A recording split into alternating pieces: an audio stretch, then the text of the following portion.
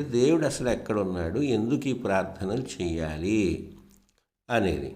మరి యోగానికి దైవానికి ఏమైనా సంబంధం ఉందా అంటే, యోగం యొక్క అంతిమ పరమార్థం మోక్షం కదా. మోక్షం అంటే ఈ కోరికల వలయంలో నుండి బయటపడి శాంత చిత్తాన్ని పొందడం. ఆ శాంత చిత్తం పొందినప్పుడు దైవత్వం యొక్క భావన మనకే తెలుస్తుంది, ఆ అనుభూతి మనకే తెలుస్తుంది. అక్కడ దాకా మనం చేరుకోవాలి. అయితే ఎక్కడున్నాడు భగవంతుడు? యోగం ఎందుకు, దేవాలయాలు ఎందుకు, అర్చనలు ఎందుకు అంటే, ఆ భగవంతుడు ఒకవేళ సర్వాంతర్యామి అయితే ఆయన మనకి ఎందుకు కనపడటం లేదు అనే ఒక ప్రశ్న కూడా మనకి ఉదయిస్తూ ఉంటుంది. కానీ ఒకటి చూడండి, మన శరీరంలో అవయవాలు ఉన్నాయి. మన తల ఉంది, మెడ ఉంది, ఛాతి ఉంది, హస్తాలు ఉన్నాయి, ఉదర భాగం ఉంది, ఊరు భాగం ఉంది, కాళ్ళు ఉన్నాయి, ఇవన్నీ కూడా ఉన్నాయి.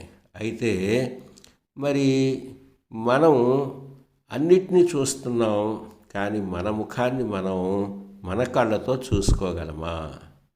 ఒకసారి ప్రశ్నించుకుంటే, మన శరీరంలో ఉన్న అన్ని అవయవాల్ని, ప్రపంచాన్ని చూసే మనం మన ముఖాన్ని మన కళ్ళతో ప్రత్యక్షంగా చూసుకోలేం. ఇదేమిటి? చాలా విచిత్రంగా ఉందే. కళ్ళు మనవే, ముఖం మనదే, కానీ మన కళ్ళతో మన ముఖాన్ని చూసుకోలేకపోతున్నాం. మన ముఖాన్ని చూసుకోవడానికి అద్దం అనేటటువంటి ఒక ఆధారాన్ని స్వీకరిస్తున్నాం. ఆ అద్దాన్ని శుద్ధిగా ఉంచి దానిపైన ఒక చిన్న దీపం కూడా పెట్టుకొని మన ముఖాన్ని ఆ అద్దంలో అందంగా ఉందా, వికారంగా ఉందా, ఏం సరి చేసుకోవాలి అనేది కూడా చూసుకొని ఆనందపడుతూ ఉంటాం. అంటే మన ముఖంలో ఉన్నటువంటి మన కళ్ళే మన ముఖాన్ని చూడలేక ప్రాణం లేని ఒక అద్దాన్ని ఆధారంగా చేసుకున్నాయి. అట్లాగే ఆలయం అనేది శరీరం లాంటిది.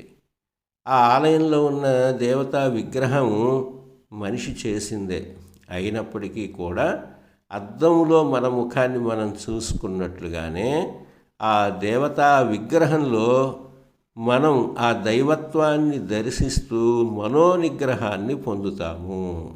ఇది